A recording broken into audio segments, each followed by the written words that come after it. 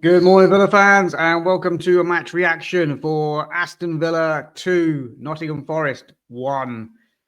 Ooh, tough game in the end to watch, but we managed to hold on for the 3 points. You can say in the second half, the Forest came on really strong, but Villa came out of the blocks very quickly in that opening 15-20 minutes and raced into a 2-goal lead. But, let's wind it back. It's a match reaction with a little bit of a difference. So normally I watch kind of Villa games either by myself or with my sort of kids maybe in the room as well. But for some reason, I forgot that we had a kid's birthday party to go to yesterday. So I was kind of watching the game, first half of it, as I was getting ready to head out the door. And then second half, I managed to kind of watch, luckily, really, because we got to the friend's house. And luckily, his kid had the TV on and had the channel on, but then was looking to change it to sort of cartoon. So I sneakily sort of hid the remote behind my cushion where I was sitting on the sofa. And I don't know if you ever tried sort of watching a game of football that you want to watch, but you've got people that you've got to talk to as well. And it's not a great conversation because, especially when they're not football fans themselves and you're trying to have conversations and you're trying to look at the TV and keep your eye on the result. And, because this game was quite close at the end, I was, quite had a lot of tension in the game towards the end, especially when that Murillo shot hit the crossbar. I kind of jumped up sort of mid-conversation with two people who looked at me like I was mad. But yeah, I mean, I don't get the opportunity to watch Villa games with Villa supporters. Obviously, I'm based in Reading. Don't have any Villa supporting friends, really. They're all Arsenal, Man United and Real Madrid, surprisingly, but not much Villa. So, it was a bit of a strange one. I had to watch the game back this morning on Villa TV just to get a full kind of overview of the game again because I was my attention wasn't 100% on the game, and it wasn't brilliant. But I have to plan my birthday parties and Villa kickoff time better, I suppose. But anyway, Villa much changed lineup, 8 changes compared to the last game against in the previous game against Brighton. We saw the likes of Onana coming in. We saw Andres Garcia come in. Matson came in, which I called. Mings came back in for this one. Konsa was actually rested, and Disasi played alongside him. So Onana and Tielemans playing in the double pivot there. And then ahead of that, you had Asensio. You had Rodgers kind of from the left. And then you had Malen from the right. And then Ollie Watkins was recalled up front as well. So much changed lineup. I mean, you can say it was kind of a second string. Obviously, you're resting the likes of Konsa, who's been integral to us, Boubacar Kamara, and again, another integral player. Because Rashford's been really good. Ramsey's been quite good in the sort of recent weeks as well. But still, whatever lineup we're putting out there, we've got the squad depth now to sort of handle all kind of competitions, really. So, it was an interesting lineup when it came out. I was like, okay, fair enough, let's go with this. And then, the first 15 minutes of the game, obviously Villa just taking charge, wave after wave after attack. I think Tielemans had a shot that flashed sort of wide. Martin had a chance early on, which was good, well saved by the keeper, but a lovely move. And Martin was proving a real danger on that left-hand side. It was a really sort of a good attacking output. But Andres Garcia was doing okay. He put a lovely sort of low delivery into the box. Asensio kind of tried to side foot home, cushion it home, but obviously just flashed wide. But we were creating chances in that first 20 minutes, especially, and then deservedly so, taking the lead here. So quick free kick played into Tielemans on sort of halfway, and Tielemans does what Tielemans does. Do you know what I mean? That's a lovely floated ball over the top. Morgan Rodgers with a lovely first touch of the ball to caress the ball, bring it down, and then sort of bearing down on goal and finishing it with his, I think it was a left foot finish, sort of low across the keeper. Really good finish for Morgan Rodgers, which makes it 1-0 to Villa after about 12 minutes. And then soon after that, we make it 2, like 3 minutes later. Again, a good move on the left-hand side. Starts from Tielemans again, playing in Martin.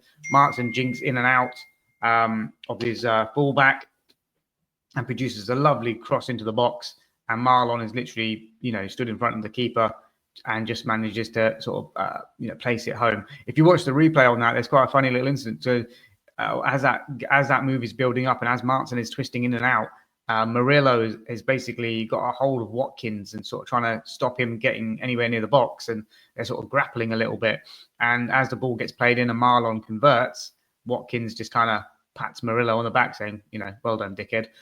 You might have stopped me, but you didn't stop Malen. So it's quite a funny one. So if you get a chance to watch that, just watch Watkins and Murillo literally just inside the box, but near the sort of edge of the box. And then Watkins' reaction to when Malen does score.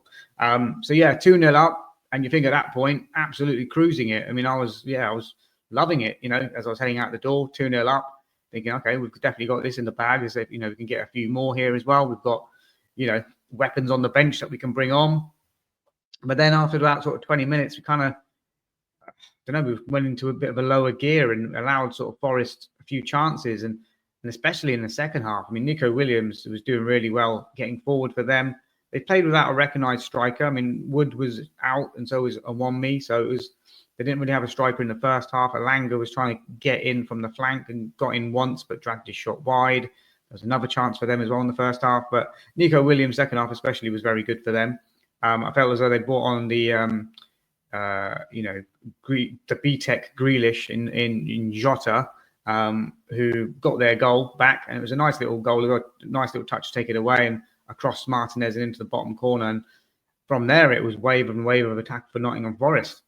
And I did feel at some point that they were going to equalise. And trying to watch a game that sort of tense when you've got an accountant in front of you and you've got someone else who's into golf and Formula One and can't really give you much inspiration, trying to ask you stupid questions about, which one of Villa are and who's this player, who's that player. And I'm like, oh, okay, mate. But anyway, but yeah, it looked like Forest were definitely on top of that second half. Villa were hanging on.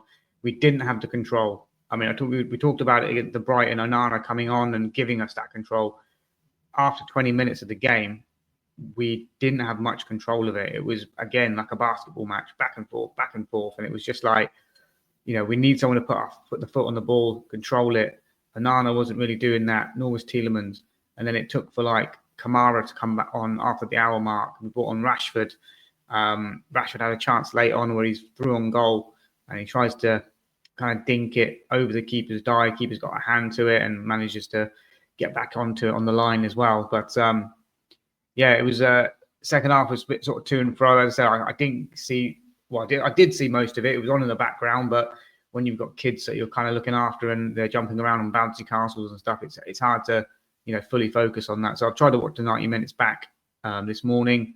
Got through most of it, but wanted to jump on and sort of give my feelings about the game. But yeah, 8 changes. Obviously, a lot of that is probably with PSG in mind, I would imagine.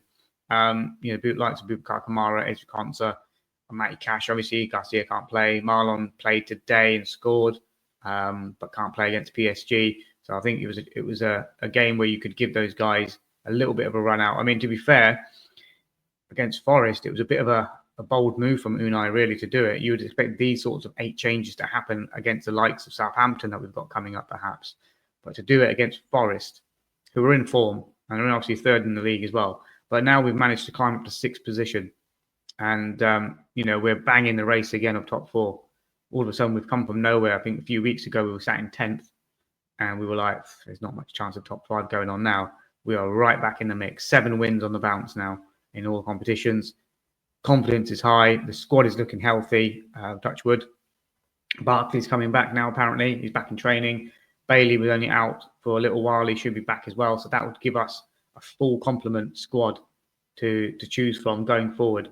We've got PSG now, who wrapped up the Liga title at the weekend with a win for them. They're undefeated in their domestic league. Obviously, knocked out Liverpool and looking an absolute force as well. What I would say is that they have struggled to keep kind of clean sheets, though.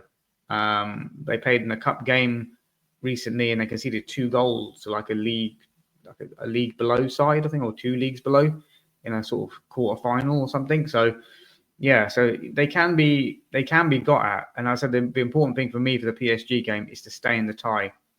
If we can bring it back to Villa Park and we're a goal down, that would be fine. I think we could. Hopefully, the atmosphere at Villa Park would be able to raise and manage and hopefully get behind the boys to lift them.